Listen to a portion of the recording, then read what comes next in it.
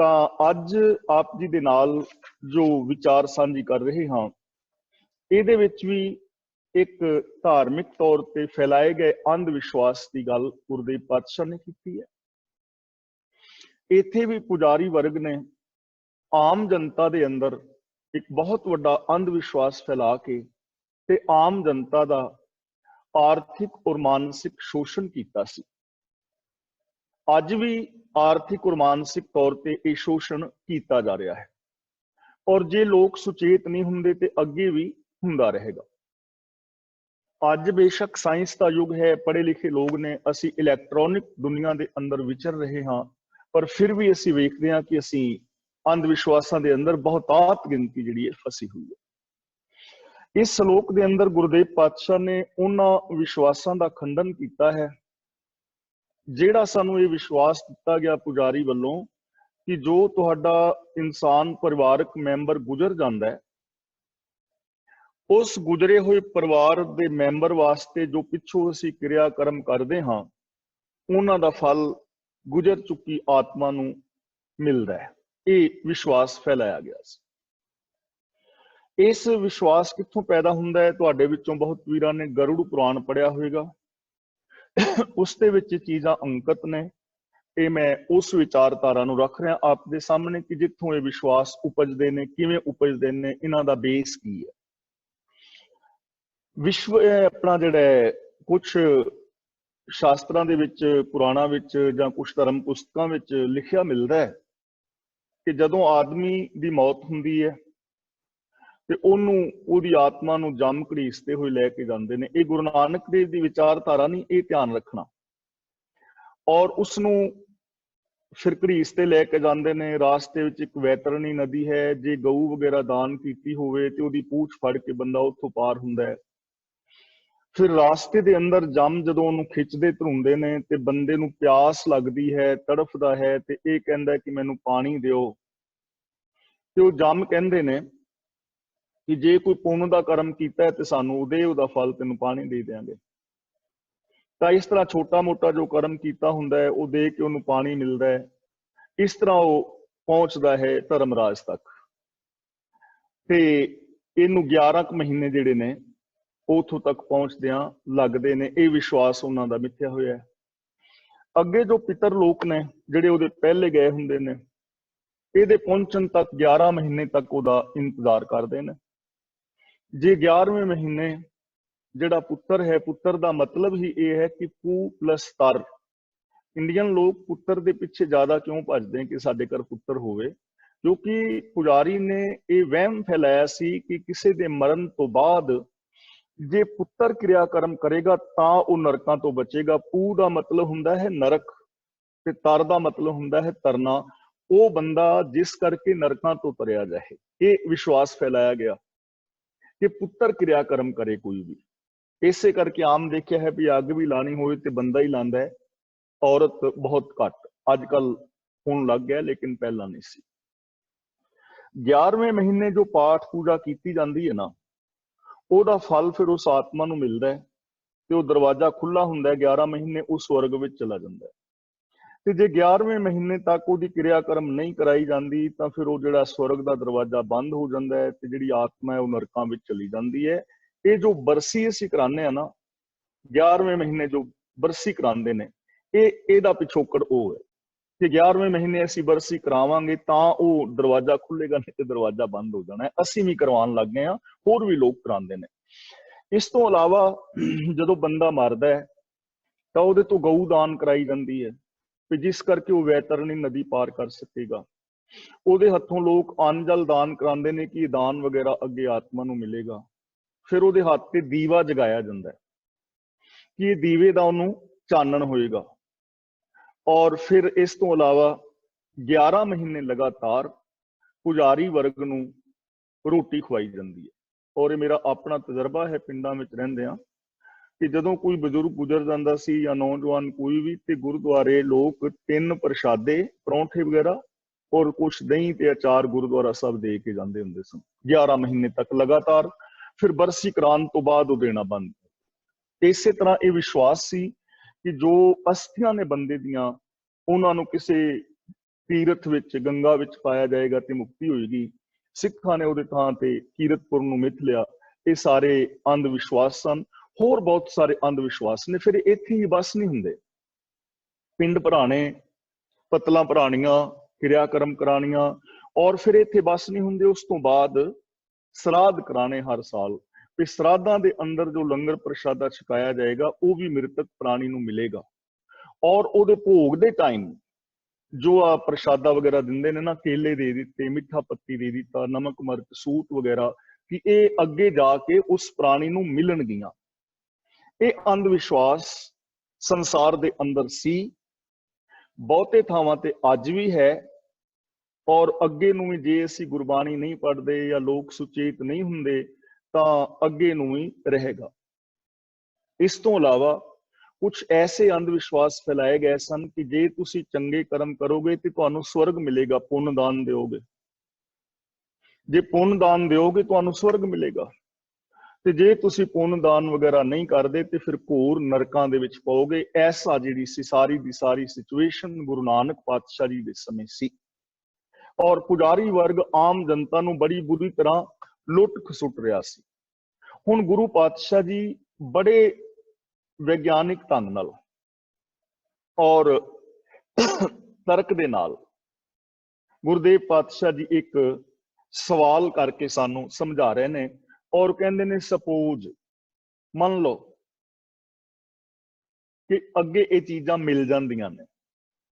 Suppose ਬੜੇ ਵਿਅੰਗਾਤਮਕ ਢੰਗ ਦੇ ਨਾਲ ਇੱਕ ਵਿਅੰਗ ਕਰਕੇ ਗੁਰੂ ਜੀ ਇਸ ਸਮੱਸਿਆ ਦਾ ਸੋਲੂਸ਼ਨ ਕਰ ਰਹੇ ਨੇ ਤੇ ਸਾਨੂੰ ਇਸ ਸ਼ਲੋਕ ਦੇ ਵਿੱਚ ਸਮਝਾ ਰਹੇ ਨੇ, ਜੇ ਮੁਹਾਕਾ ਘਰ ਮੁਹੇ, ਘਰ ਮੁਹੇ ਪਿਤਰੀ ਦੇ। ਇਹਨੂੰ ਧਿਆਨ ਦੇ ਨਾਲ ਆਪਾਂ ਸਮਝਣ ਦਾ ਯਤਨ ਕਰਨਾ ਹੈ। ਜੇ ਮੁਹਾਕਾ ਘਰ ਮੁਹੇ, ਮੁਹਾਕਾ ਕਹਿੰਦੇ ਨੇ ਚੋਰ ਨੂੰ। ਮੁਹਾਕਾ ਦਾ ਮਤਲਬ ਚੋਰ, ਮੁਹੇ ਦਾ ਮਤਲਬ ਜੇ ਚੋਰੀ ਕਰ ਲਵੇ। ਘਰ ਮੁਹੇ ਕਿਸੇ ਦੇ ਘਰ ਨੂੰ ਚੋਰੀ ਕਰਕੇ ਪਿਤਰੀ ਦੇ ਤੇ ਉਹ ਪਿਤਰਾਂ ਵਾਸਤੇ ਕਿਸੇ ਪੁਜਾਰੀ ਨੂੰ ਦੇ ਦੇਵੇ। ਮੰਨ ਲਓ ਮੈਨੂੰ ਹੀ ਦੇ ਦੇਵੇ ਕਿ ਮੈਂ ਪੁਜਾਰੀ ਹਾਂ, ਕਿਸੇ ਵੀ ਧਰਮ ਦਾ ਪੁਜਾਰੀ ਹੋ ਸਕਦਾ ਹੈ। ਉਹ ਉਸ ਵਕਤ ਬ੍ਰਾਹਮਣ ਸੀ ਤੇ ਅੱਜ ਉਹ ਹੀ ਕੰਮ ਸਿੱਖ ਵੀ ਕਰ ਰਹੇ ਨੇ। ਇਹਦੇ ਚ ਕੋਈ ਦੋ ਰਾਏ ਨਹੀਂ, ਗੁੱਸੇ ਗਿਲੇ ਵਾਲੀ ਗੱਲ ਨਹੀਂ, ਕਿਉਂਕਿ ਅਸੀਂ ਕਰ ਰਹੇ ਹਾਂ, ਅੰਧ ਵਿਸ਼ਵਾਸਾਂ ਵਿੱਚ ਫਸੇ ਹਾਂ। ਹੁਣ ਗੁਰੂ ਜੀ ਕਹਿੰਦੇ ਨੇ, ਮੰਨ ਲਓ ਕਿ ਜੇ ਕੋਈ ਚੋਰ ਬੰਦਾ ਕਿਸੇ ਦੇ ਘਰ ਦੀ ਚੋਰੀ ਕਰਕੇ ਤੇ ਆਪਣੇ ਪਿਤਰਾਂ ਨੂੰ ਦੇ ਦੇਵੇ। ਇਸ ਗੱਲ ਨੂੰ ਸਮਝਣ ਵਾਸਤੇ ਮੇਰੇ ਸਾਹਮਣੇ ਬੈਠੇ ਨੇ ਵੀਰ ਜੀ ਤਰਲੋਚਨ ਸਿੰਘ। ਮੰਨ ਲਓ ਤਰਲੋਚਨ ਸਿੰਘ ਕੇ ਘਰੋਂ ਮੈਂ ਕੋਈ ਚੀਜ਼ ਚੋਰੀ ਕਰ ਲਵਾਂ ਤੇ ਚੋਰੀ ਕਰਕੇ ਮੈਂ ਕਿਤੇ ਗੁਰਦੁਆਰੇ, ਮੰਦਿਰ, ਮਸੀਤ ਕਿਸੇ ਪੁਜਾਰੀ ਨੂੰ ਦੇ ਦਿਆਂ ਵੀ ਇਹ ਮੇਰੇ ਪਿਤਰਾਂ ਤੱਕ ਪਹੁੰਚਾ ਲਵੇਂ, ਤੇ ਸਪੋਜ਼ ਉਹ ਚੀਜ਼ ਅੱਗੇ ਪਹੁੰਚ ਜਾਏ, ਮੇਰੇ ਪਿਤਰਾਂ ਕੋਲ, ਮੇਰੇ ਪਿਓ ਦਾਦਿਆਂ ਕੋਲ ਪਹੁੰਚ ਜਾਏ। ਤੇ ਗੁਰੂ ਜੀ ਹੁਣ ਅਗਲੀ ਗੱਲ ਕਹਿੰਦੇ ਨੇ, ਅੱਗੇ ਵਸਤ ਸਿਆਣੀਏ ਪਿਤਰੀ ਚੋਰ ਕਰੇ। ਅੱਗੇ ਹੁਣ ਵੀਰ ਤਰਲੋਚਨ ਸਿੰਘ ਦੇ ਵੀ ਦਾਦੇ ਪੜਦਾਦੇ ਬੈਠੇ ਨੇ, ਇਹਨਾਂ ਦੇ ਘਰੋਂ ਮੈਂ ਚੋਰੀ ਕੀਤੀ ਚੀਜ਼। ਤਰਲੋਚਨ ਸਿੰਘ ਵੀਰ ਦਾ ਦਾਦਾ ਉੱਥੇ ਬੈਠਾ ਹੈ, ਉਹ ਚੀਜ਼ ਪਹੁੰਚੀ ਮੇਰੇ ਦਾਦੇ ਕੋਲ ਤੇ ਭਾਈ ਤਰਲੋਚਨ ਸਿੰਘ ਦੇ ਦਾਦੇ ਨੇ ਪਛਾਣ ਲਈ ਇਹ ਚੀਜ਼ ਸਾਡੀ ਹੈ। ਪਛਾਣਨਗੇ ਨਾ ਘਰ ਵਾਲੇ। ਗੁਰੂ ਜੀ ਕਹਿੰਦੇ ਨੇ ਅੱਗੇ ਵਸਤ ਸਿਆਣੀਏ। ਅੱਗੇ ਉਹ ਤੁਹਾਡੇ ਪਿਤਰਾਂ ਨੇ, ਉਹ ਦੂਜਿਆਂ ਦੇ ਪਿਤਰਾਂ ਨੇ ਪਛਾਣ ਲਈ ਪਈ ਤੇ ਚੋਰੀ ਕਰਕੇ ਦਿੱਤੀ ਹੈ। ਪਿਤਰੀ ਚੋਰ ਕਰੇ ਤੇ ਉੱਥੇ ਰੌਲਾ ਪੈਗਾ ਨਾ। ਤਰਲੋਚਨ ਸਿੰਘ ਵੀਰ ਦੇ ਦਾਦੇ ਪੜਦਾਦੇ ਰੌਲਾ ਪਾਣਗੇ ਪਈ ਤੇ ਮੋਹਰ ਸਿੰਘ ਦੇ ਦਾਦੇ ਪੜਦਾਦੇ ਸਾਡੀਆਂ ਚੀਜ਼ਾਂ ਚੋਰੀ ਮੰਗਾਉਂਦੇ ਨੇ, ਰੌਲਾ ਪੈਗਾ ਉੱਥੇ। ਤੇ ਗੱਲ ਫਿਰ ਧਰਮਰਾਜ ਕੋਲ ਪਹੁੰਚੇਗੀ। ਫਿਰ ਉਹਨਾਂ ਮੇਰੇ ਦਾਦੇ ਨੂੰ ਢਾ ਲੈਣਾ ਨਾ ਵੀ ਤੂੰ ਇੱਥੇ ਚੋਰੀਆਂ ਦੀਆਂ ਸ਼ੈਆਂ ਮੰਗਾਨਾ। ਮੇਰਾ ਪਿੱਤਰ ਉੱਥੇ ਵੀ ਚੋਰ ਬਣ ਜਾਏਗਾ ਜੇ ਇਹ ਚੀਜ਼ ਮੰਨ ਲਈ ਜਾਵੇ। ਤਾਂ ਗੁਰੂ ਜੀ ਕਹਿੰਦੇ ਨੇ, ਮੰਨ ਲਓ ਜੇ ਮੁਹਾਕਾ ਘਰ ਮੁਹੇ, ਘਰ ਮੁਹੇ ਪਿਤਰੀ ਦੇ ਚੋਰੀਆਂ ਕਰਕੇ, 2 ਨੰਬਰ ਦੇ ਧੰਦੇ ਕਰਕੇ ਪੁਜਾਰੀ ਨੂੰ ਦਾਨ ਦੇ ਦੇਵੇ ਤੇ ਉਹ ਚੀਜ਼ਾਂ ਅੱਗੇ ਪਹੁੰਚ ਜਾਣ। ਅੱਗੇ ਉਹਨਾਂ ਦੀਆਂ ਵੀ ਪੁਜਾਰੀਆਂ ਦੇ ਜਿਹੜੇ ਨੇ, ਜਿਨ੍ਹਾਂ ਦੇ ਘਰੋਂ ਚੀਜ਼ ਲਈ ਹੈ, ਉਹਨਾਂ ਦੇ ਪਿੱਤਰ ਬੈਠੇ ਨੇ, ਉਹ ਚੀਜ਼ ਪਛਾਣੀ ਜਾਏਗੀ ਤੇ ਉਹਨਾਂ ਦੇ ਪਿੱਤਰਾਂ ਨੂੰ ਚੋਰ ਬਣਾ ਦਿੱਤਾ ਜਾਏਗਾ ਤੇ ਚੋਰੀ ਦਾ ਕੇਸ ਉਹਨਾਂ ਤੇ ਚੱਲੇਗਾ। ਇੱਕ ਤੇ ਮੇਰੇ ਪਿੱਤਰ ਚੋਰ ਹੋ ਗਏ ਤੇ ਇੱਥੇ ਜਦੋਂ ਤਰਲੋਚਨ ਸਿੰਘ ਨੇ ਆਪਣੇ ਘਰ ਨੂੰ ਵੇਖਿਆ, ਇਹਨਾਂ ਵੇਖਿਆ ਸਾਡੀ ਚੀਜ਼ ਹੈ ਨਹੀਂ, ਇਹਨਾਂ ਪੁਲਿਸ ਵਿੱਚ ਪਰਚਾ ਦਰਜ ਕਰਾਇਆ ਜਦੋਂ ਮੈਂ ਫੜਿਆ ਗਿਆ। ਇੱਥੇ ਮੈਨੂੰ ਪੁਲਿਸ ਨੇ ਢਾ ਲਿਆ, ਉੱਥੇ ਮੇਰੇ ਦਾਦੇ ਨੂੰ ਢਾ ਲਿਆ, ਹੋ ਗਿਆ ਨਾ ਕੰਮ ਗੜਬੜ। ਤਾਂ ਗੁਰੂ ਪਾਤਸ਼ਾਹ ਜੀ ਹੁਣ ਦੇਖੋ ਸਾਨੂੰ ਇਹ ਮਿਸਾਲ ਦੇ ਕੇ ਕਹਿ ਰਹੇ ਨੇ, ਵੱਡੀਆਂ ਹੱਥ ਦਲਾਲ ਕੇ। ਇਹ ਮੁਸਫੀ ਦਾ ਮਤਲਬ ਹੁੰਦਾ ਹੈ ਨਿਆਂ। ਨਿਆਂ ਕੀ ਹੋਏਗਾ? ਫਿਰ ਉੱਥੇ ਰੌਲਾ ਪਵੇਗਾ, ਫਿਰ ਕਹਿਣਗੇ ਵੀ ਚੀਜ਼ ਇੱਥੇ ਆਈ ਕਿਵੇਂ? ਤੇ ਫਿਰ ਮੇਰਾ ਤੇ ਦਾਦਾ ਕਹੇਗਾ ਨਾ ਮੈਨੂੰ ਵੀ ਫਲਾਣੇ ਪੁਜਾਰੀ ਨੇ ਪਹੁੰਚਾਈ ਸੀ, ਫਲਾਣੇ ਗੁਰਦੁਆਰੇ ਦੇ ਗ੍ਰੰਥੀ ਨੇ ਜਾਂ ਪੰਡਤ ਨੇ, ਮੁੱਲਾ ਨੇ, ਕਿਸੇ ਨੇ ਉਹਨੇ ਪਹੁੰਚਾਈ ਸੀ। ਦਲਾਲ, ਵੱਡੀਆਂ ਹੱਥ ਦਲਾਲ ਕੇ। ਗੁਰੂ ਜੀ ਕਹਿੰਦੇ ਨੇ ਉਸ ਦਲਾਲ ਦੇ ਹੱਥ ਵੱਡੇ ਜਾਣੇ ਚਾਹੀਦੇ ਨੇ ਜਿਹੜਾ ਇਹ ਗੱਲ ਕਹਿੰਦਾ ਵੀ ਅੱਗੇ ਚੀਜ਼ਾਂ ਪਹੁੰਚਦੀਆਂ ਨੇ। ਦਲਾਲ ਦੇ ਹੱਥ ਵੱਡੇ ਜਾਣੇ ਚਾਹੀਦੇ ਨੇ। ਮੁਸਫੀ ਇਹ ਕਰੇ, ਇਹ ਨਿਆਂ ਹੋਵੇਗਾ, ਇਹ ਨਿਆਂ ਕੀਤਾ ਜਾਏਗਾ ਸੱਚ ਦੀ ਅਦਾਲਤ ਵਿੱਚ ਵੀ ਦਲਾਲ ਦੇ ਹੱਥ ਵੱਡੇ ਜਾਣੇ ਚਾਹੀਦੇ। ਉਹ ਦਲਾਲ ਮੈਂ ਵੀ ਹੋ ਸਕਦਾ, ਉਹ ਦਲਾਲ ਤੁਸੀਂ ਵੀ ਹੋ ਸਕਦੇ ਹੋ, ਕੋਈ ਪੁਜਾਰੀ ਵੀ ਹੋ ਸਕਦਾ ਹੈ, ਕੋਈ ਪ੍ਰਬੰਧਕ ਵੀ ਹੋ ਸਕਦਾ ਹੈ, ਕੋਈ ਰਾਜਨੀਤਿਕ ਲੀਡਰ ਵੀ ਹੋ ਸਕਦਾ ਹੈ, ਕੋਈ ਸੰਗਤ ਵਿੱਚੋਂ ਵੀ ਬੰਦਾ ਹੋ ਸਕਦਾ ਹੈ। ਜਿਹੜਾ ਵੀ ਬੰਦਾ ਇਹ ਕਹਿੰਦਾ ਹੈ ਕਿ ਅੱਗੇ ਇਹ ਚੀਜ਼ਾਂ ਮਿਲਦੀਆਂ ਨੇ, ਉਹਦੇ ਹੱਥ ਵੱਡੇ ਜਾਣੇ ਚਾਹੀਦੇ ਨੇ। ਹੱਥ ਵੱਡੇ ਜਾਣ ਦਾ ਮਤਲਬ ਇਹ ਨਹੀਂ ਵੀ ਟੋਕਾ ਲੈ ਕੇ ਉਹਦਾ ਗੁੱਟ ਲਾ ਦਿਓ ਨਾ। ਇੱਥੇ ਹੱਥ ਵੱਢਣ ਦਾ ਮਤਲਬ ਹੈ ਵੀ ਇਹ ਗੱਲ ਕਹਿਣ ਦੇ ਉਹਦੇ ਹੱਕ ਖੋਹ ਲੈਣੇ ਚਾਹੀਦੇ ਨੇ। ਜਿਵੇਂ ਅਸੀਂ ਕਹਿੰਦੇ ਨਾ ਫਲਾਂ ਬਜ਼ੁਰਗ ਨੂੰ ਘਰਦਿਆਂ ਨੇ ਬਾਹਰ ਕੱਢ ਦਿੱਤਾ ਹੈ, ਤੇ ਜੇ ਕਹੀਏ ਵੀ ਉਹਦੇ ਕੋਲ ਪ੍ਰੋਪਰਟੀ ਉਹ ਤੇ ਆਪਣੇ ਹੱਥ ਵੱਢ ਕੇ ਦੇ ਬੈਠਾ ਹੈ, ਮਤਲਬ ਕਿ ਪ੍ਰੋਪਰਟੀ ਬੱਚਿਆਂ ਦੇ ਨਾਂ ਕਰਾ ਬੈਠਾ ਹੈ। ਹੱਥ ਵੱਢਣ ਦਾ ਮਤਲਬ ਹੱਕ ਹੁੰਦਾ ਹੈ। ਤਾਂ ਗੁਰੂ ਜੀ ਇੱਥੇ ਸਾਨੂੰ ਕਹਿ ਰਹੇ ਨੇ, ਵੱਡੀਆਂ ਹੱਥ ਦਲਾਲ ਕੇ ਮੁਸਫੀ ਇਹ ਕਰੇ, ਇਹ ਨਿਆਂ ਹੋਣਾ ਚਾਹੀਦਾ ਹੈ। ਤੇ ਜਿਹੜੇ ਲੋਕ ਇਹ ਗੱਲ ਕਹਿੰਦੇ ਨੇ ਕਿ ਅੱਗੇ ਚੀਜ਼ਾਂ ਮਿਲਦੀਆਂ ਨੇ, ਉਹਨਾਂ ਦਾ ਇਹ ਗੱਲ ਕਹਿਣ ਦਾ ਹੱਕ ਖੋਹ ਲੈਣਾ ਚਾਹੀਦਾ ਹੈ। ਉਹਨਾਂ ਕੋਲ ਇਹ ਗੱਲ ਕਹਿਣ ਦਾ ਹੱਕ ਨਹੀਂ ਹੋਣਾ ਚਾਹੀਦਾ, ਕਿਉਂਕਿ ਅੱਗੇ ਕੋਈ ਸ਼ੈ ਨਹੀਂ ਮਿਲਦੀ, ਅੱਗੇ ਕੋਈ ਚੀਜ਼ ਨਹੀਂ ਮਿਲਦੀ। ਤੇ 2 ਮਿੰਟ ਵਾਸਤੇ ਜੇ ਮੰਨ ਲਿਆ ਜਾਏ, ਮੰਨ ਲਓ ਮੇਰਾ ਹੀ ਨਾਂ ਲੈ ਲਓ ਜਾਂ ਤੁਹਾਡੇ ਵਿੱਚੋਂ ਕਿਸੇ ਦਾ ਨਾਂ, ਗੱਲ ਸਮਝਣ ਦੀ ਹੈ। ਹੁਣ ਜੇ ਅਸੀਂ ਆਪਣੇ ਬਜ਼ੁਰਗ ਵਾਸਤੇ ਇੱਕ ਸੂਟ ਦੇ ਦਿੱਤਾ ਭੋਗ ਦੇ ਸਮੇਂ, ਤੇ ਫਿਰ 11 ਮਹੀਨੇ ਬਾਅਦ ਫਿਰ ਪਾਠ ਕਰਾਣਾ, ਤੇ 11 ਮਹੀਨੇ ਬਾਅਦ ਅਸੀਂ ਫਿਰ ਇੱਕ ਸੂਟ ਦੇ ਦਿੱਤਾ। ਜਿੰਨੀਆਂ ਵੀ ਮੇਰੀਆਂ ਭੈਣਾਂ ਵੀਰ ਬੈਠੇ ਹੋ, ਸੱਚ ਦੱਸਿਓ ਵੀ ਤੁਸੀਂ ਸਾਲ 'ਚ ਇੱਕ ਹੀ ਸੂਟ ਪਾਉਂਦੇ ਹੋ? ਇੱਕ ਕਛਹਿਰਾ ਸਾਲ ਕੱਢ ਜਾਏਗਾ ਬਾਪੂ ਦਾ, ਜੇ ਨਹਾਉਣ ਧੋਣ ਲਈ ਉੱਥੇ ਥਾਂ ਹੋਈ ਕਿਤੇ, ਤੇ ਸਾਲ ਕਛਹਿਰਾ ਕੱਢ ਜਾਏਗਾ। ਉਹ ਬਦਲੇਗਾ ਕਿਵੇਂ ਕੱਪੜੇ? ਫਿਰ ਬਾਪੂ ਨੂੰ ਰੋਟੀ ਪਾਣੀ ਵੀ ਚਾਹੀਦਾ, 2-4 ਕੇਲਿਆਂ ਨਾਲ ਤੇ ਕੰਮ ਨਹੀਂ ਚੱਲਣਾ। ਬਾਪੂ ਨੂੰ ਫ੍ਰਿਜ ਵੀ ਚਾਹੀਦੀ ਹੈ, ਆਉਣ ਜਾਣ ਲਈ ਕਾਰ ਵੀ ਚਾਹੀਦੀ ਹੈ, ਉਹਨੂੰ ਕੋਠੀ ਚੋਂ ਵੀ ਹਿੱਸਾ ਦਿਓ। ਕੋਈ 2 ਕਿੱਲੇ ਪੈਲੀ ਵੀ ਭਾਈ ਦੇ ਨਾਂ ਕਰਾਓ, ਬਾਪੂ ਪੈਲੀ ਵੀ ਵਾਏ, ਤੇ ਨਾਲ ਬੇਬੇ ਦਾ ਵੀ ਗੱਲ ਕੁੱਟੋ ਵੀ ਚੱਲ ਬੇਬੇ ਤੂੰ ਬਾਪੂ ਦੀ ਰੋਟੀ ਪਕਾਈ, ਬਾਪੂ ਕਿਵੇਂ ਹੱਥ ਸੇਕੇਗਾ। ਇਸ ਕਰਕੇ ਇਹ ਚੀਜ਼ਾਂ ਵਹਿਮ ਨੇ, ਇਧਰ ਧਿਆਨ ਦੇਣ ਦੀ ਲੋੜ ਹੈ। ਵੱਡੀਆਂ ਹੱਥ ਦਲਾਲ ਕੇ ਮੁਸਫੀ ਇਹ ਕਰੇ। ਗੁਰੂ ਜੀ ਕਹਿੰਦੇ ਨੇ, ਨਾਨਕ ਅੱਗੇ ਸੋ ਮਿਲੇ, ਜੇ ਖੱਟੇ ਕਾਲੇ ਦੇ। ਅੱਗੇ ਦਾ ਮਤਲਬ ਇੱਥੇ ਹੈ ਫਿਊਚਰ ਵਿੱਚ ਉਹ ਸ਼ੈ ਮਿਲਦੀ ਹੈ, ਉਸ ਕਰਮ ਦਾ ਫਲ ਮਿਲਦਾ ਹੈ ਜਿਹੜਾ ਬੰਦਾ ਆਪਣੇ ਹੱਥਾਂ ਦੇ ਨਾਲ ਕਮਾਈ ਕਰਦਾ ਹੈ, ਵੰਡ ਕੇ ਛਕਦਾ ਹੈ, ਕਿਸੇ ਦਾ ਸਹਿਯੋਗ ਕਰਦਾ ਹੈ, ਭਲਾਈ ਕਰਦਾ ਹੈ, ਉਹ ਤੁਹਾਨੂੰ ਮਿਲੇਗਾ। ਅੱਜ ਜੇ ਤੁਸੀਂ ਚੰਗਾ ਕੰਮ ਕਰਦੇ ਹੋ ਨਾ, ਤੇ ਕੱਲ ਨੂੰ ਤੁਹਾਨੂੰ ਉਸ ਚੰਗੇ ਫਲ ਦਾ, ਕੰਮ ਦਾ ਫਲ ਮਿਲੇਗਾ। ਜੇ ਅੱਜ ਮਾੜਾ ਕਰਮ ਕੀਤਾ ਤੇ ਕੱਲ ਨੂੰ ਉਹਦਾ ਫਲ ਮਿਲਣਾ ਹੈ। ਹੁਣ ਤੱਕ ਜੋ ਜ਼ਿੰਦਗੀ ਜੀਵੀ ਹੈ, ਇਹ ਸਾਡੇ ਸੋਚ ਦਾ, ਸਾਡੇ ਬੋਲਾਂ ਦਾ, ਸਾਡੇ ਵਿਹਾਰ ਦਾ ਫਲ ਹੈ। ਜੇ ਅੱਗੇ ਕੁਝ ਨਵਾਂ ਪਾਣਾ ਚਾਹੁੰਦੇ ਆ ਤਾਂ ਸਾਨੂੰ ਐਕਸਟਰਾ ਕਰਨਾ ਪਵੇਗਾ। ਅਗਲਾ ਬਚਨ ਗੁਰਦੇਵ ਪਾਤਸ਼ਾਹ ਜੀ ਕਰਦੇ ਨੇ, ਤਾਂ ਇੱਥੇ ਇਸ ਅੰਧ ਵਿਸ਼ਵਾਸ ਦਾ ਖੰਡਨ ਕੀਤਾ ਗਿਆ ਹੈ, ਕਿਉਂਕਿ ਅੱਗੇ ਕੋਈ ਨਰਕ ਨਹੀਂ, ਅੱਗੇ ਕੋਈ ਸਵਰਗ ਨਹੀਂ। ਇਹਦੇ ਬਾਰੇ ਅਸੀਂ ਵਿਚਾਰ ਜਿਹੜੀ ਹੈ ਪਹਿਲਾਂ ਕਰ ਚੁੱਕੇ ਹਾਂ ਕਿ ਕਮਨ ਨਰਕ ਕਿਆ ਸੁਰਗ ਵਿਚਾਰਾ, ਸੰਤਨ ਦੋ ਰਾਦੇ, ਹਮ ਕਾਹੂ ਕੀ ਕਾਨ ਨਾ ਕੱਢਤੇ, ਆਪਣੇ ਗੁਰ ਪ੍ਰਸਾਦੇ। ਧਰਮਰਾਜ ਬਾਰੇ ਅਸੀਂ ਪਹਿਲਾਂ ਵਿਚਾਰ ਕਰ ਚੁੱਕੇ ਹਾਂ। ਧਰਮਰਾਜ ਦਾ ਮਤਲਬ ਹੈ ਕੁਦਰਤ ਦਾ ਬਜਵਾਂ ਨਿਯਮ, ਜੋ ਮੈਨੂੰ ਵੀ, ਤੁਹਾਨੂੰ ਵੀ, ਸਾਰਿਆਂ ਨੂੰ ਵਾਚ ਰਿਹਾ ਹੈ, ਤੇ ਉਸ ਨਿਯਮ ਤੋਂ ਬਾਹਰ ਕੁਝ ਨਹੀਂ ਹੋ ਸਕਦਾ। ਉਸ ਨਿਯਮ ਅਨੁਸਾਰ ਚੰਗੇ ਮੰਦੇ ਦਾ ਫਲ ਹਰ ਇਨਸਾਨ ਨੂੰ ਇਸ ਜ਼ਿੰਦਗੀ ਦੇ ਅੰਦਰ ਮਿਲੇਗਾ, ਉਹਨੂੰ ਭੋਗਣਾ ਪਵੇਗਾ। ਗੁਰਦੇਵ ਪਾਤਸ਼ਾਹ ਹੁਣ ਅੱਗੇ ਇੱਕ ਹੋਰ ਅੰਧ ਵਿਸ਼ਵਾਸ ਦਾ ਖੰਡਨ ਕਰ ਰਹੇ ਨੇ, ਜੋ ਅੱਜ ਵੀ ਸਾਡੇ ਇਸ ਸੱਭਿਅਕ ਅਖਵਾਉਣ ਵਾਲੇ ਸਮਾਜ ਦੇ ਅੰਦਰ ਪਸਰਿਆ ਹੋਇਆ ਹੈ। ਔਰ ਔਰਤਾਂ ਦੇ ਨਾਲ ਬੇਨਿਆਈ ਹੋ ਰਹੀ ਹੈ। ਔਰ ਇਹ ਬਹੁਤ ਵੱਡੇ ਪੱਧਰ ਤੇ ਧਾਰਮਿਕ ਦੁਨੀਆ ਵਿੱਚ ਅੱਜ ਵੀ ਪਸਰਿਆ ਹੋਇਆ ਹੈ। ਜੋ ਪੜ੍ਹੇ ਲਿਖੇ ਲੋਕ ਨੇ ਉਹ ਇਹਨਾਂ ਚੀਜ਼ਾਂ ਨੂੰ ਸਮਝ ਰਹੇ ਨੇ ਔਰ ਹੌਲੇ ਹੌਲੇ ਛੱਡਦੇ ਜਾ ਰਹੇ ਨੇ, ਲੇਕਿਨ ਧਰਮ ਦੀ ਦੁਨੀਆ ਵਿੱਚ ਅੱਜ ਵੀ ਇਹ ਚੀਜ਼ਾਂ ਮੌਜੂਦ ਨੇ, ਵੇਖੀਆਂ ਜਾ ਸਕਦੀਆਂ ਨੇ।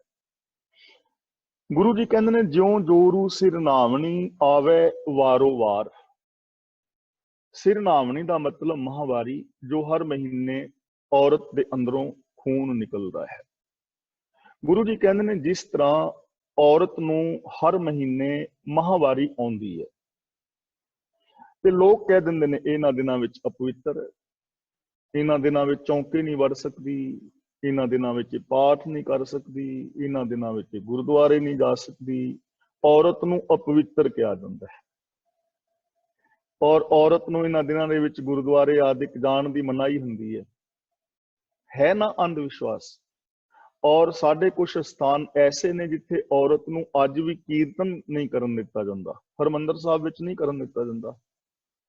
ਤੁਹਾਨੂੰ ਸਾਰਿਆਂ ਨੂੰ ਪਤਾ ਹੈ ਇਹ ਔਰਤ ਦੇ ਨਾਲ ਬੇਨਿਆਈ ਹੈ, ਕਿਉਂਕਿ ਇਹ ਕੁਦਰਤੀ ਚੀਜ਼ ਹੈ, ਕੁਦਰਤੀ ਵਰਤਾਰਾ ਹੈ।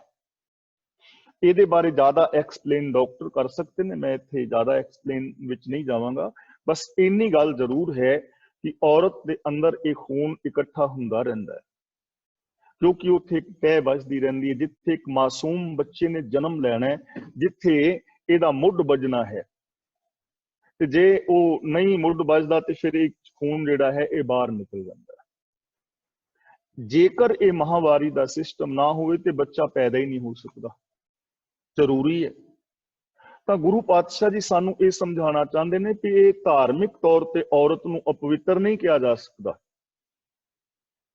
ਸਫਾਈ ਸਰੀਰ ਦੀ ਇੱਕ ਵੱਖਰੀ ਗੱਲ ਹੈ ਔਰ ਪਵਿੱਤਰਤਾ ਅਪਵਿੱਤਰਤਾ ਦੇ ਵਾਲੇ ਪਾਸੇ ਧਿਆਨ ਦੇਣਾ ਇਹ ਵੱਖਰੀ ਗੱਲ ਹੈ। ਇਹਦਾ ਧਾਰਮਿਕ ਪਵਿੱਤਰਤਾ ਅਪਵਿੱਤਰਤਾ ਦੇ ਨਾਲ ਕੋਈ ਸੰਬੰਧ ਨਹੀਂ। ਜਿਵੇਂ ਔਰਤ ਅੱਗੇ ਪਿੱਛੇ ਦਿਨਾਂ ਵਿੱਚ ਹੈ, ਉਸੇ ਤਰ੍ਹਾਂ ਹੀ ਉਹਨਾਂ ਦਿਨਾਂ ਵਿੱਚ ਅਪਵਿੱਤਰਤਾ ਦਾ ਕੋਈ ਮਸਲਾ ਨਹੀਂ ਹੈ। ਹਾਂ, ਉਹਦੀ ਸਰੀਰਕ ਜੋ ਖੇਚਲ ਹੈ ਉਹਦੇ ਮੁਤਾਬਕ ਉਸ ਔਰਤ ਨੇ ਆਪ ਆਪਣੇ ਸਰੀਰ ਨੂੰ ਸੰਭਾਲਣਾ ਹੈ ਜਾਂ ਕੁਛ ਵੀ ਕਰਨਾ ਹੈ। ਤਾਂ ਗੁਰੂ ਜੀ ਕਹਿੰਦੇ ਨੇ, ਜਿਉਂ ਜੋਰੂ ਸਿਰਨਾਵਣੀ ਆਵੇ ਵਾਰੋ ਵਾਰ। ਵਾਰੋ ਵਾਰ ਦਾ ਮਤਲਬ ਆਟੋਮੈਟਿਕਲੀ ਇਸ ਸਿਸਟਮ ਵਿੱਚ ਆਈ ਜਾ ਰਿਹਾ ਹੈ, ਯਤਨ ਦੀ ਲੋੜ ਨਹੀਂ ਹੈ, ਨਿਰਯਤਨ ਹੋ ਰਿਹਾ।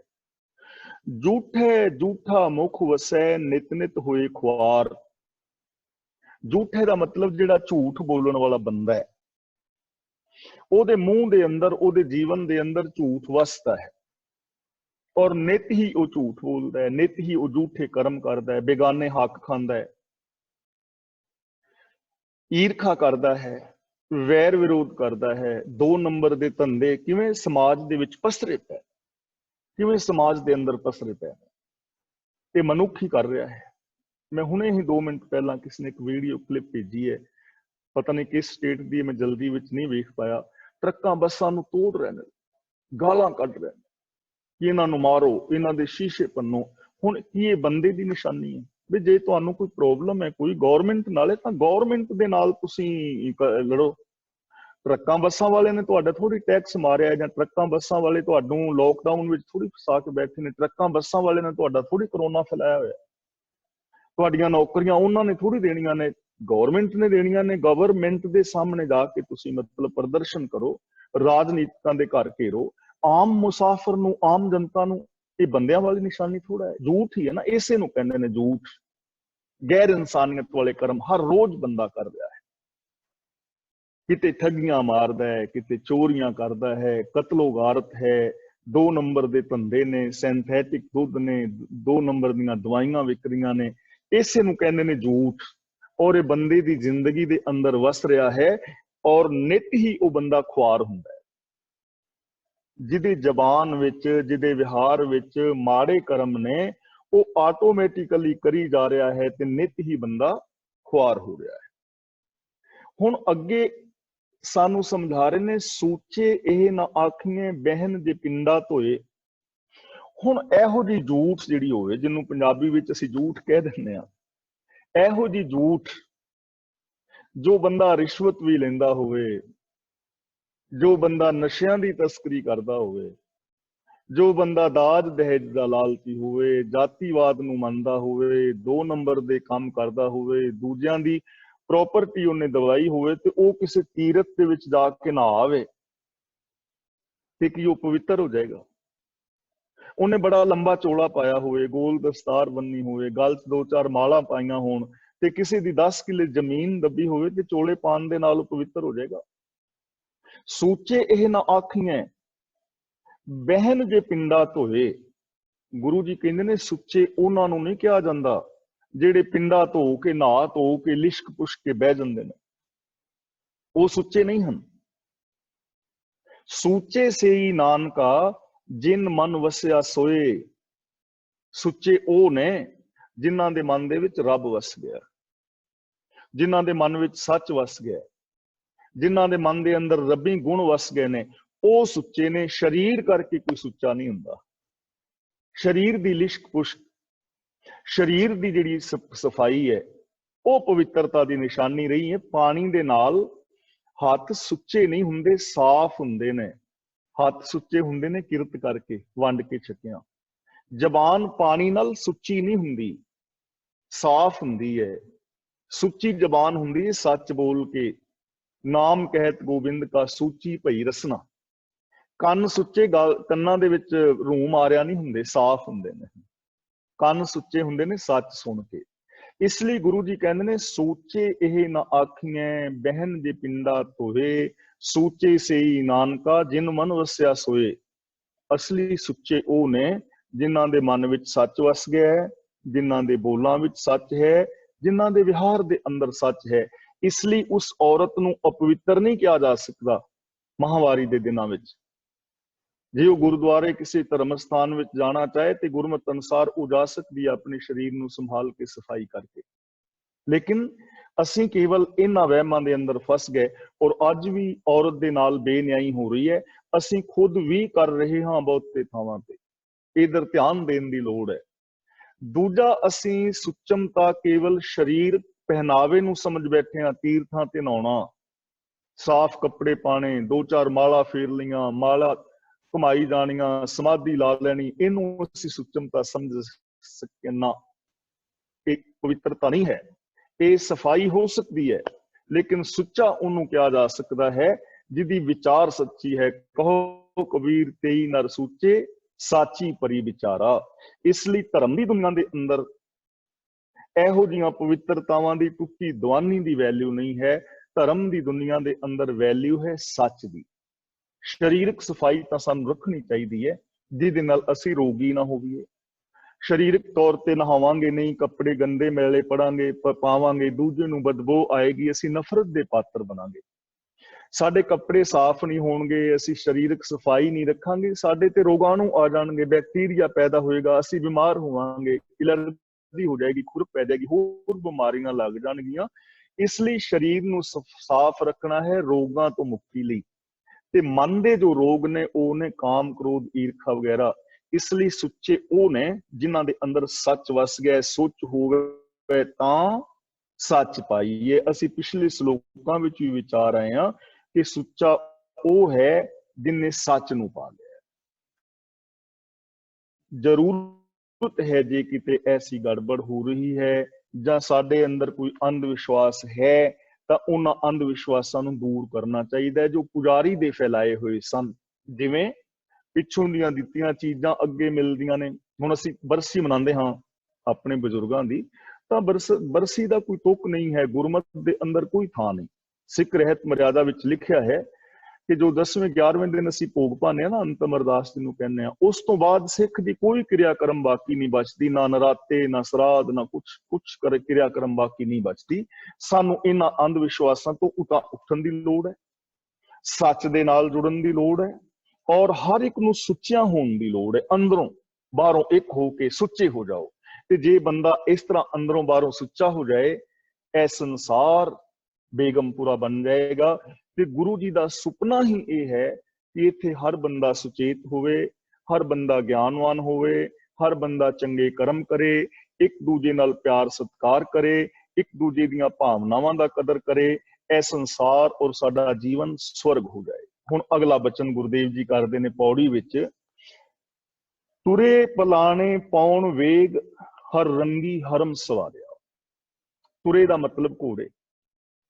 पलाने का मतलब काठियां, पौन वेग का मतलब हवा की तरह तेज तुरन वाले, ते हरम का मतलब है पत्नियां दा राणियां दे रहन वास्ते जेडे महल बनाए हुंदे ने ना, उन्होंने हरम कहंदे सन। बादशाह ने राणियां दे रहन वास्ते वखरे निवास बनाए हुंदे सन, उन्होंने कहंदे सन हरम। यानी घरवाली दे जां जिन्हां दियां बहु पत्नियां ने घर वालियां वास्ते, बेगमां वास्ते बड़े सुंदर घर बनाए होण। गुरु जी कहंदे ने बिना शक तो किसी दे कोल हवा दी चाल जिन्ने तेज तुरन वाले घोड़े होण और हर किस्म का ओदी जिंदगी दे अंदर रंग आनंद होवे और उसने हरम आदि बड़े चंगे सवारे हुए होण। कोठे मंडप माड़ियां लाए बैठे कर पासारिया, कोठे मंडप महल माड़ियां उच्चे महल लाए बैठे कर पासारिया, इन्हां दे नाल प्रीत लाई होवे ते बड़ा वड्डा पसारा पसारिया होवे, बड़ियां वड्डियां कोठियां होण, बड़े वड्डे निवास स्थान होण, उच्चियां बिल्डिंगां होण, बड़ा वड्डा पसारा पसारिया होवे और सच नूं भुल के सारे खुशियां मान रहा होवे।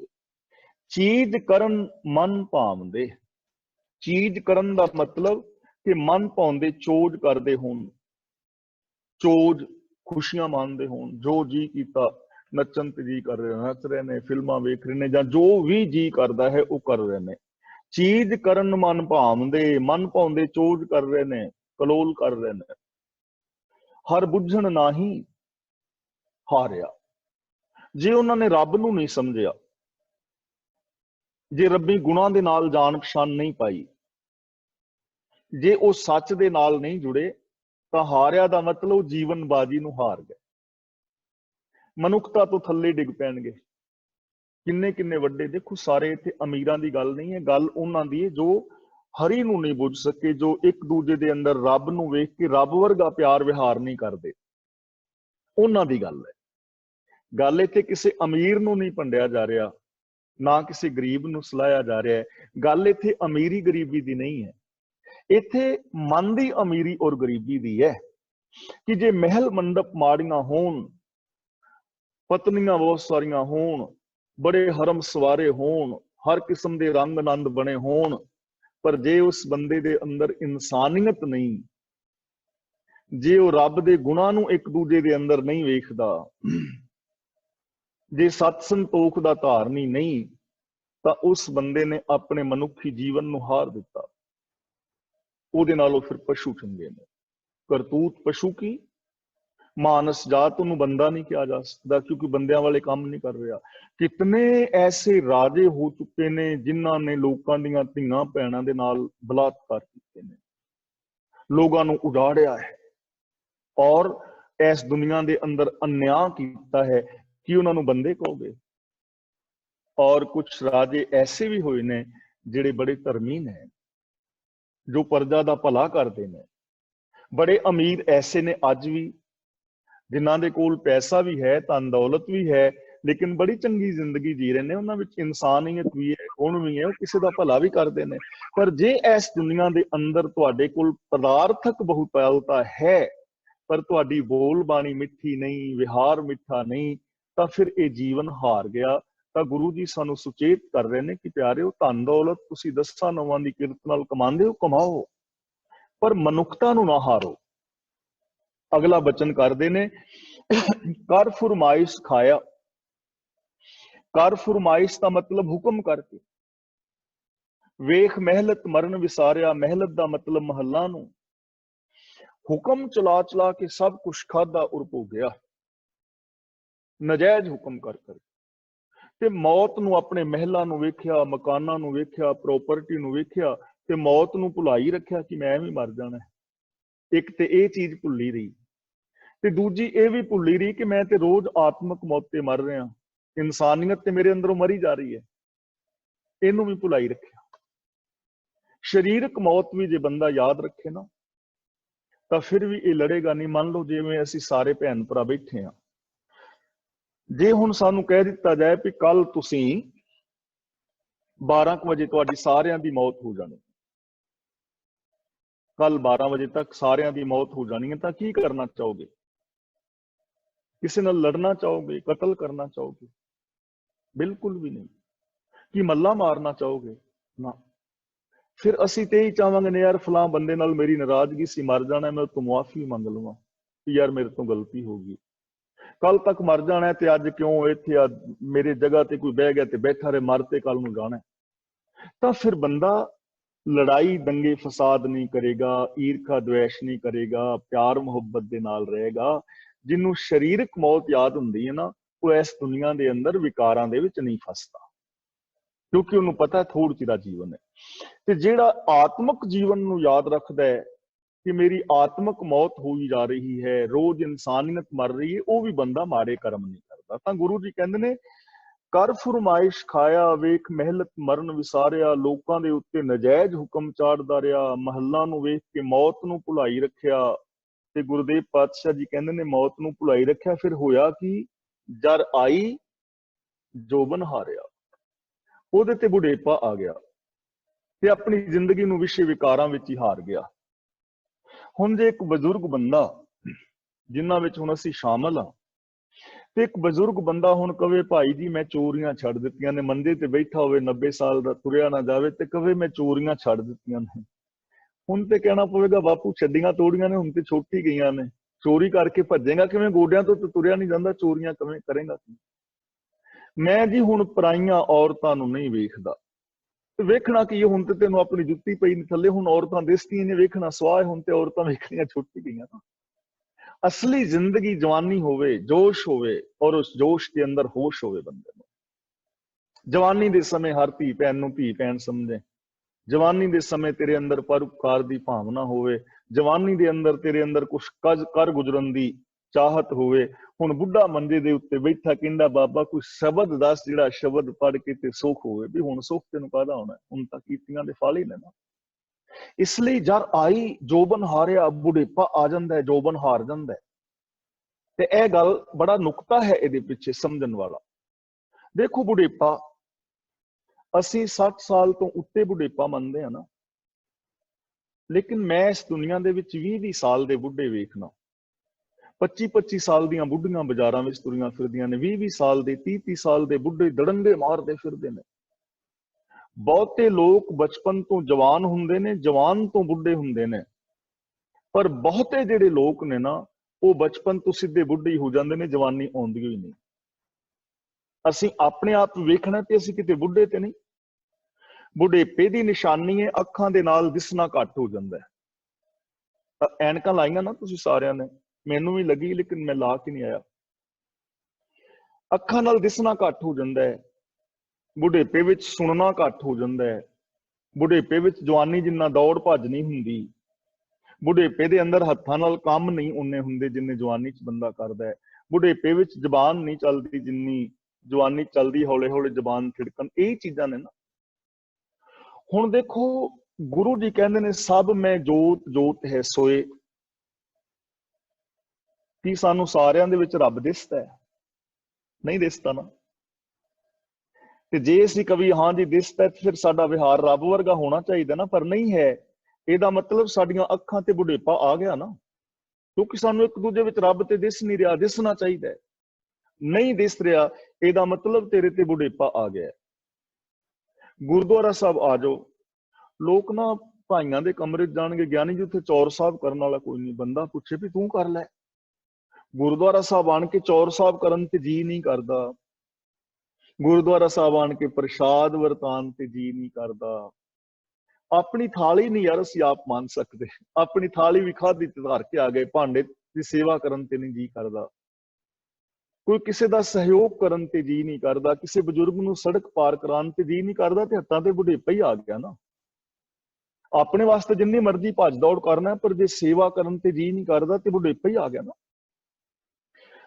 ਠੇਕਾ 70 ਕਿਲੋਮੀਟਰ ਦੂਰ ਹੈ, ਬੰਦਾ ਪਹੁੰਚ ਜਾਂਦਾ ਔਖਾ ਸੁੱਖਾ ਹੋ ਕੇ, ਗੁਰਦੁਆਰਾ ਬਿਲਕੁਲ ਗੁਆਂਢ ਵਿੱਚ ਹੈ, ਲੋਕ ਨਹੀਂ ਆਉਂਦੇ, ਬੁੱਢੇ ਹੀ ਹੋ ਗਏ ਨਾ, ਪੈਰਾਂ ਦਾ ਬੁਢੇਪਾ ਆ ਗਿਆ, ਬਿਲਕੁਲ ਨਹੀਂ ਆ ਰਹੀ ਸੰਗਤ, ਨਹੀਂ ਆ ਰਹੀ। ਝੂਠ ਬੁਲਾ ਲਓ, ਸਾਰਾ ਦਿਨ ਬੁਲਾ ਲਓ, ਨਿੰਦਾ ਕਰਾ ਲਓ, ਆਪਣੇ ਰਿਸ਼ਤੇਦਾਰਾਂ ਦੀ ਮਿੱਟੀ ਜਿੰਨੀ ਮਰਜ਼ੀ ਪਲੀਤ ਕਰ ਲਓ, ਸਵੇਰ ਤੋਂ ਲੈ ਕੇ ਸ਼ਾਮ ਤੱਕ ਸਾਡੀ ਜੀਭ ਨਹੀਂ ਥੱਕਦੀ, ਪਰ ਸੱਚ ਨਹੀਂ ਬੋਲਿਆ ਜਾਂਦਾ। ਅਸੀਂ ਝੂਠੇ ਨੂੰ ਝੂਠਾ ਨਹੀਂ ਕਹਿੰਦੇ, ਸੱਚੇ ਨੂੰ ਸੱਚਾ ਨਹੀਂ ਕਹਿੰਦੇ। ਫਿਲਮਾਂ ਦੀਆਂ ਸਟੋਰੀਆਂ ਯਾਦ ਨੇ, हेमा मालिनी दी नानी दा भी नां याद है, पर 5 पौड़ियां याद नहीं। बुढ़े ही हो गए ना, जीभ बुढ़ी हो गई। सारा दिन गाने सुनी जाओ, पर सच दी कोई गल सुनाए असी गल पै जाना। लोग लड़ते ने, नाल ही कहंदे ने बाबियां दी निंदिया ना करो। सच सुनिया ही नहीं जाता, कंन बुढ़े हो गए, मन दे विच सोच नहीं आ रही। इहनूं गुरु जी कहंदे ने तेरी जवानी खत्म हो रही है, बुढ़ा हो गया है। जद आई जोबन हारिया, तू आत्मक जवानी नूं हार चुका है, तेरे उत्ते आत्मक बुढ़ेपा आ गया है। याद रखना, शरीरक बुढ़ेपे की गल नहीं है। गुरु अमरदास जी महाराज 65 साल की उम्र विच गुरु अंगद देव के चरणों की शरण विच आउंदे ने, कि जिन्नी सेवा गुरु अमरदास जी ने की है तुहाडे सामने है। क्योंकि मानसिक तौर पर जवान ने। बाबा दीप सिंह बजुर्ग अवस्था विच लड़ रहे ने, क्योंकि मानसिक तौर पर जवान ने। 93 साल की उम्र विच भाई मनी सिंह जी बंद बंद कटा रहे ने। 93 साल के साडे तो तुरिया भी नहीं जाना, क्योंकि मानसिक तौर पर जवान ने, उन्होंने जवानी नूं हारिया नहीं। इसलिए बुढ़ेपा मानसिक है, इनू परवान ना करो, जवान होवो, अपने अंदर जवानी पैदा करो। अखां दे नाल सब दी जोत वेखो, कन्नां दे नाल सच सुनो, जबान दे नाल सच बोलो, हत्थां दे नाल सेवा करो, जिन्नी कर सकते हो। घर गार्डनिंग कर लो, बच्चों नूं आंडो गुआंढो बुला के थोड़ा गुरमत सिखा दिओ। तां गुरु जी कहंदे ने प्यारिआ, ये रंगी हरम जिहड़े सवारे ने, तुरे पलाने पौण वेग ने, दुनिया दे जिहड़े पदार्थ ने, क्या किते औरत अपवित्र हो गई ते किते फलां ढिंगड़ा अपवित्र हो गया, तेरी जवानी ते इन्हां कम्मां च बीत गई, तूं ते बुढ़ा ही हो गया। इसलिए अपने जीवन नूं ना हारो, अपने जीवन नूं उच्चा करो। हर इंसान दे अंदर एक पॉसिबिलिटी है, किसी भी समय वो अपने जीवन नूं बदल के महान हो सकता है। अगले श्लोक विच गुरु जी सानू एक होर वहम चों कढ रहे हैं। जेकर सूतक मन्नीए सब तै सूतक होए। हुण एक ते सी मरण दे नाल अपवित्रता आ जांदी है। दो तरह का सूतक हुंदा है, जे कोई मर जाए घर तां भी अपवित्र, ते जे जम पवे तां भी अपवित्र। पहला ते औरत नूं अपवित्र दस्सिया, ते फिर उस औरत ने बच्चे नूं जन्म दिता, उहनूं फिर अपवित्र दस्सिया भी हुण घर फिर अपवित्र हो गया, क्योंकि इन्हें बच्चे नूं जन्म दिता। ये बच्चा भी अपवित्र है, औरत भी अपवित्र है, यह घर भी अपवित्र हो गया। ते फिर उस औरत नूं चौंके नहीं चढ़न दिंदे, उन्हें कोई काम नहीं करना। हाँ, जदों तक शरीरक कमजोरी है या नहीं शरीर ठीक, वो वखरा गल है, आराम उन्होंने मिलना चाहिए। लेकिन अपवित्रता जोड़ी, ते फिर ब्राह्मण ने एक नेम बनाया कि वो घर हुण किवें पवित्र होए। क्योंकि जे वहम नहीं पांदा ते पुजारी दा काम नहीं चलदा। जे औरत ने जन्म दिता ते आप ही उठ के काम करन लग गए, पुजारी दा काम ते गया। एक ते उन्हें कुंडल नहीं बनानी है, कुंडली जन्म कुंडली मेरे पैसे लवेगा। फिर नाम रखना है, फिर पुजारी कोल जाओगे, फिर पैसे लेगा। ते नाल उन्हें कहा तुहाडा ते घर अपवित्र हो गया, इत्थों ते देवते निकल जाने से, इत्थे ते रब ही नहीं आउणा। हुण पवित्र कराउण वास्ते फिर पुजारी नूं सद्दो। ते ਉਹ ਜਿਹੜਾ है ब्राह्मण और क्षत्री आदिक ਉਹਨਾਂ ਨੂੰ ਪਿਆਉਂਦੇ ਸਨ गंगा जल। ਤੇ ਜਿਹੜੇ ਸ਼ੂਦਰ ਨੇ ਜਾਂ ਹੋਰ ਲੋਕ ਨੇ ਉਹਨਾਂ ਨੂੰ ਗੋਤਰ ਕਹਿੰਦੇ ਸਨ ਉਹਨੂੰ, ਯਾਨੀ ਗਾਂ ਦਾ ਪਿਸ਼ਾਬ ਪਾ ਕੇ ਤੇ ਔਰਤਾਂ ਨੂੰ ਪਿਆਇਆ ਜਾਂਦਾ ਰਿਹਾ ਹੈ। ਤੇ ਨਾਲ ਲੰਗਰ ਪਾਣੀ ਵਿੱਚ ਵੀ ਛਿੱਟੇ ਦਿੰਦੇ ਸਨ, ਤੇ ਔਰਤ ਨੂੰ ਔਰ ਬੱਚੇ ਨੂੰ ਗਾਂ ਦਾ ਪਿਸ਼ਾਬ ਪਾ ਕੇ ਪਿਆਇਆ ਜਾਂਦਾ ਸੀ, ਪਿਆਇਆ ਜਾਂਦਾ ਰਿਹਾ ਹੈ। ਉਹਨੂੰ ਕਹਿ ਦਿੰਦੇ ਸੀ ਗੋਤਰ। ਤੇ ਹੌਲੇ ਹੌਲੇ ਲੋਕਾਂ ਨੂੰ ਸਮਝ ਆਈ, ਸਿੱਖਾਂ ਨੂੰ, ਕਿ ਇਹ ਤੇ ਕੰਮ ਖਰਾਬ ਹੈ। ਤੇ ਸਿੱਖਾਂ ਨੇ ਉੱਥੇ ਅੰਮ੍ਰਿਤ ਛਕਾਉਣਾ ਸ਼ੁਰੂ ਕਰਤਾ। ਜਪਜੀ ਸਾਹਿਬ ਪੜ੍ਹ ਕੇ ਜਾਂ 5 ਪੌੜੀਆਂ ਕਿਸ ਤਰ੍ਹਾਂ ਅਸੀਂ ਆਪ ਵੀ ਛਕਾਉਂਦੇ ਰਹੇ ਹਾਂ, ਕਿਉਂਕਿ ਨਹੀਂ ਸੀ ਪਤਾ। ਪਿੰਡਾਂ ਵਿੱਚ ਚੱਲਦਾ ਸੀ ਵੀ ਭਾਈ ਜੀ ਅੰਮ੍ਰਿਤ ਛਕਾਉਣਾ ਹੈ ਬੱਚੇ ਨੂੰ। ਉਹਦਾ ਮਕਸਦ ਸਿਰਫ ਇਹ ਸੀ ਵੀ ਇਹ ਘਰ ਅਪਵਿੱਤਰ ਹੋ ਗਿਆ ਤੇ ਸੂਤਕ ਕੱਢਣਾ ਹੈ। ਮੈਂ ਆਪ ਇਹ ਕੰਮ ਕਰਦਾ ਰਿਹਾ, ਕਿਉਂਕਿ ਇਹਦੇ ਵਿੱਚ ਕੋਈ ਕਹਿਣ ਵਿੱਚ ਕੋਈ ਦੋ ਰਾਏ ਨਹੀਂ, ਕਿਉਂਕਿ ਪਤਾ ਹੀ ਨਹੀਂ ਸੀ। ਸਾਨੂੰ ਜੋ ਸਿਖਾਇਆ ਅਸੀਂ ਉਹ ਕੀਤਾ। ਹੁਣ ਇਹ ਜਿਹੜਾ ਸੀ ਉਸ ਗੋਤਰ ਦੀ ਜਗ੍ਹਾ ਤੇ ਅਸੀਂ ਇਹ ਪਿਆਣਾ ਸ਼ੁਰੂ ਕਰਤਾ, ਔਰ ਇਹਦਾ ਮਤਲਬ ਇਹ ਸੀ ਕਿ ਅਸੀਂ ਇਥੋਂ ਅਪਵਿੱਤਰਤਾ ਨੂੰ ਦੂਰ ਕਰਨਾ, ਸੂਤਕ ਨੂੰ ਕੱਢਣਾ ਹੈ। ਗੱਲ ਇੰਨੀ ਹੈ। ਹੁਣ ਗੁਰੂ ਜੀ ਇੱਥੇ ਤਰਕ ਦੇ ਰਹੇ ਨੇ, ਗੁਰੂ ਜੀ ਇੱਥੇ ਵਿਵੇਕ ਬੁੱਧ ਦੀ ਗੱਲ ਕਰਦੇ ਨੇ, ਤੇ ਸਵਾਲ ਖੜਾ ਕਰ ਰਹੇ। ਕਹਿਣ ਲੱਗੇ ਮੰਨ ਲਓ कि ये सूतक है, ਬੱਚੇ ਦੇ ਜਨਮ ਦੇ ਨਾਲ ਬੱਚਾ ਵੀ ਅਪਵਿੱਤਰ ਹੈ, ਮਾਂ ਵੀ ਅਪਵਿੱਤਰ ਹੈ, ਚੌਂਕਾ ਵੀ ਅਪਵਿੱਤਰ ਹੋ ਗਿਆ ਕਿਉਂਕਿ ਇੱਥੇ ਜਨਮ ਹੋਇਆ ਹੈ। ਤੇ ਜਦੋਂ ਕੋਈ ਮਰਦਾ ਹੈ ਫਿਰ ਅਪਵਿੱਤਰ ਹੋ ਜਾਂਦਾ ਹੈ। ਤਾਂ ਗੁਰੂ ਜੀ ਕਹਿੰਦੇ ਨੇ ਜੇਕਰ ਸੂਤਕ ਮੰਨੀਏ, ਜੇ ਸੂਤਕ ਨੂੰ ਮੰਨ ਲਈਏ, ਚਲੋ ਕੋਈ ਗੱਲ ਨਹੀਂ ਮੰਨ ਲਓ, ਤਾਂ ਸਭ ਤੇ ਸੂਤਕ ਹੋਏ, ਸਭ ਤੈ ਸੂਤਕ ਹੋਏ ਦਾ ਮਤਲਬ ਸਭ ਥਾਵਾਂ ਤੇ ਸੂਤਕ ਹੈ, ਕੋਈ ਥਾਂ ਪਵਿੱਤਰ ਨਹੀਂ। ਦੱਸੋ ਕਿਹੜੀ ਥਾਂ ਪਵਿੱਤਰ ਰਹਿ ਜਾਏਗੀ? ਇਹ ਦੁਨੀਆ ਸਾਰੀ ਹੀ ਅਪਵਿੱਤਰ ਹੋ ਜਾਏਗੀ ਜੇ ਸੂਤਕ ਨੂੰ ਮੰਨੋਗੇ ਕਿ ਜਨਮ ਨਾਲ ਔਰ ਮਰਨ ਨਾਲ ਜੇ ਅਪਵਿੱਤਰਤਾ ਹੁੰਦੀ ਹੈ ਤਾਂ ਸਭ ਤੈ ਸੂਤਕ ਹੋਏ, ਸਭ ਥਾਵਾਂ ਤੇ ਸੂਤਕ ਹੈ। ਕਿਵੇਂ? ਗੋਹੇ ਅਤੇ ਲੱਕੜੀ ਅੰਦਰ ਕੀੜਾ ਹੋਏ। ਗੋਹੇ ਦੇ ਵਿੱਚ ਜੋ ਗਾਂ ਦਾ ਗੋਹਾ ਤੁਸੀਂ ਬਾਲਦੇ ਹੋ ਤਾਂ ਉਹਨਾਂ ਪਾਥੀਆਂ ਦੇ ਵਿੱਚ ਕੀੜੇ ਹੁੰਦੇ ਨੇ। ਅਸੀਂ ਆਪ ਬਾਲਦੇ ਰਹੇ ਹਾਂ, ਭੰਨਿਆਂ ਵਿੱਚੋਂ ਕੀੜੇ ਨਿਕਲਦੇ ਸੀ, ਤੁਹਾਨੂੰ ਵੀ ਪਤਾ ਹੈ। ਹੁਣ ਘਰ ਵਿੱਚ ਲੋਕੀ ਪਾਥੀਆਂ ਬਾਲਦੇ ਸੀ, ਲੱਕੜੀਆਂ ਬਾਲਦੇ ਸੀ, ਲੱਕੜੀਆਂ ਦੇ ਵਿੱਚ ਕੀੜਾ ਹੈ, ਉਹ ਕੀੜਾ ਜਨਮ ਲੈ ਰਿਹਾ ਹੈ, ਉਹ ਲੱਕੜੀ ਤੇ ਅਪਵਿੱਤਰ ਹੈ। ਤੇ ਜਦੋਂ ਤੁਸੀਂ ਗੋਹਾ ਪਾਥੀ ਲੱਕੜ ਬਾਲਦੇ ਹੋ, ਕੀੜਾ ਅੰਦਰ ਮਰ ਜਾਂਦਾ ਹੈ, ਉਹ ਫਿਰ ਅਪਵਿੱਤਰਤਾ ਹੋ ਗਈ, ਚੁੱਲ੍ਹੇ ਵਿੱਚ ਅਪਵਿੱਤਰਤਾ ਵੜ ਗਈ। ਗੋਹੇ ਅਤੇ ਲੱਕੜੀ ਅੰਦਰ ਕੀੜਾ ਹੋਏ।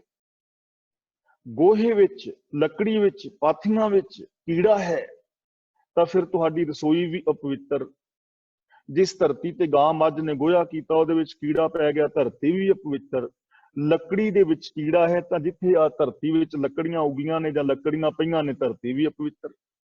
ਅੱਗੇ ਕਹਿੰਦੇ ਨੇ ਜੇਤੇ ਦਾਣੇ ਅੰਨ ਕੇ ਜੀਆਂ ਬਾਝ ਨਾ ਕੋਏ। ਜਿੰਨੇ ਵੀ ਅੰਨ ਦੇ ਦਾਣੇ ਨੇ, ਕੋਈ ਵੀ ਜੀਵ ਤੋਂ ਬਿਨਾਂ ਨਹੀਂ, ਸਾਰਿਆਂ ਦੇ ਅੰਦਰ ਜਾਨ ਹੈ। ਜਿਹੜੇ ਦਾਣੇ ਵਿੱਚ ਜਾਨ ਨਹੀਂ ਹੋਏਗੀ ਉਹ ਉੱਗੇਗਾ ਨਹੀਂ। ਕਣਕ ਤਾਂ ਹੀ ਉੱਗਦੀ ਹੈ ਕਿਉਂਕਿ ਉਹਦੇ ਵਿੱਚ ਜੀਵ ਹੈ, ਜਾਨ ਹੈ ਉਹਦੇ ਵਿੱਚ। ਚਣਿਆਂ ਵਿੱਚ ਜਾਨ ਹੈ, ਹਰ ਦਾਣੇ ਦੇ ਅੰਦਰ ਜਾਨ ਹੈ। ਸਰੋਂ ਵਿੱਚ ਜਾਨ ਹੈ, ਮੂਲੀ ਵਿੱਚ ਜਾਨ, ਗਾਜਰਾਂ ਵਿੱਚ ਜਾਨ। ਗਾਜਰ ਖਾਓਗੇ ਤੇ ਹੱਤਿਆ ਹੋਏਗੀ, ਮੂਲੀ ਖਾਓਗੇ ਤੇ ਹੱਤਿਆ ਹੋਏਗੀ। ਮੁਰਗਾ ਵੱਢੋਗੇ ਤਾਂ ਵੀ ਹੱਤਿਆ ਹੋਏਗੀ, ਮੂਲੀ ਕੱਟੋਗੇ ਤਾਂ ਵੀ ਹੱਤਿਆ ਹੋਏਗੀ, ਕਿਉਂਕਿ ਜੀਵ ਹੈ। ਦਾਣੇ ਪੀਸੋਗੇ, ਜਦੋਂ ਕਣਕ ਦੇ ਦਾਣੇ ਪੀਓਗੇ, ਹਜ਼ਾਰਾਂ ਦਾਣੇ ਮਰਨਗੇ। ਜੇਤੇ ਦਾਣੇ ਅੰਨ ਕੇ ਜੀਆਂ ਬਾਝ ਨਾ ਕੋਏ। ਇਸ ਲਈ ਦਾਣਿਆਂ ਦੇ ਅੰਦਰ ਜਨਮ ਮਰਨ ਹੋ ਰਿਹਾ ਹੈ। ਕਿਵੇਂ ਬਚੋਗੇ ਸੂਤਕ ਤੋਂ? ਗੱਲ ਸੂਤਕ ਦੀ ਕੀਤੀ ਜਾ ਰਹੀ ਹੈ, ਪਵਿੱਤਰਤਾ ਦੀ। ਫਿਰ ਕਹਿੰਦੇ ਨੇ ਪਹਿਲਾ ਪਾਣੀ ਜੀਓ ਹੈ ਜਿਤ ਹਰਿਆ ਸਭ ਕੋਏ। ਫਿਰ ਪਾਣੀ ਨਾਲ ਤੁਸੀਂ ਕਹਿੰਦੇ ਹੋ ਕਿ ਅਸੀਂ ਪਵਿੱਤਰ ਕਰਨਾ ਚੌਂਕਾ, ਤੇ ਪਾਣੀ ਤੇ ਆਪ ਇੱਕ ਜੀਵ ਹੈ। ਜਿਤ ਹਰਿਆ ਸਭ ਕੋਏ, ਜੇ ਪਾਣੀ ਨਾ ਹੋਵੇ ਤੇ ਜੀਵਨ ਨਹੀਂ ਹੋ ਸਕਦਾ। ਪਹਿਲਾ ਪਾਣੀ ਜੀਓ ਹੈ, ਪਾਣੀ ਪਿਤਾ ਜਗਤ ਕਾ, ਪਵਨ ਗੁਰੂ ਪਾਣੀ ਪਿਤਾ। ਪਹਿਲਾ ਪਾਣੀ ਜੀਓ ਹੈ, ਜੇ ਪਾਣੀ ਨਾ ਹੋਏ ਤੇ ਇਸ ਦੁਨੀਆ ਤੇ ਕੋਈ ਜੀ ਹੋ ਹੀ ਨਹੀਂ ਸਕਦਾ। ਜਦੋਂ ਗੁਰੂ ਨਾਨਕ ਦੇਵ ਜੀ ਦੇ ਨਾਲ ਪੰਡਿਤ ਦੀ ਵਿਚਾਰ ਹੋਈ ਨਾ ਮਾਸ ਬਾਰੇ, ਕੁਰੂਕਸ਼ੇਤਰ, ਤਾਂ ਗੁਰੂ ਜੀ ਕਹਿਣ ਲੱਗੇ, ਇਹ ਬ੍ਰਾਹਮਣ, ਤੈਨੂੰ ਵਿਦਵਾਨ ਪਤਾ ਹੀ ਨਹੀਂ ਕਿ ਮਾਸ ਪੈਦਾ ਕਿੱਥੋਂ ਹੋਇਆ ਹੈ। ਪਾਂਡੇ ਤੂੰ ਜਾਣੇ ਹੀ ਨਾਹੀਂ ਕਿੱਥੋਂ ਮਾਸ ਉਪੰਨਾ, ਮਾਸ ਪੈਦਾ ਕਿੱਥੋਂ ਹੋਇਆ, ਉਹਦਾ ਸਰੋਤ ਕੀ ਹੈ। ਤੋਇਓ ਅੰਨ ਕਮਾਦ ਕਪਾਹਾਂ, ਤੋਇਓ ਤ੍ਰਿਪਵਨ ਗੰਨਾ। ਅੰਨ ਵੀ, ਕਮਾਦ ਵੀ, ਕਪਾਹ ਵੀ, ਗੰਨਾ ਵੀ, ਇਹ ਸਭ ਪਾਣੀ ਕਰਕੇ ਪੈਦਾ ਹੋ ਰਹੇ ਨੇ। ਜੇ ਪਾਣੀ ਨਾ ਹੋਵੇ ਤੇ ਇਹ ਨਹੀਂ ਹੋਣਗੇ।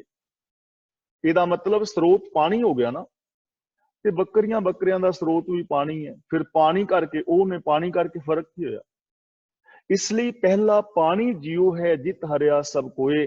ਪਹਿਲਾਂ ਤਾਂ ਪਾਣੀ ਆਪ ਹੀ ਜੀਵ ਹੈ, ਜਿਹਦੇ ਕਰਕੇ ਸਾਰਾ ਕੁਛ ਹਰਾ ਭਰਾ ਹੈ।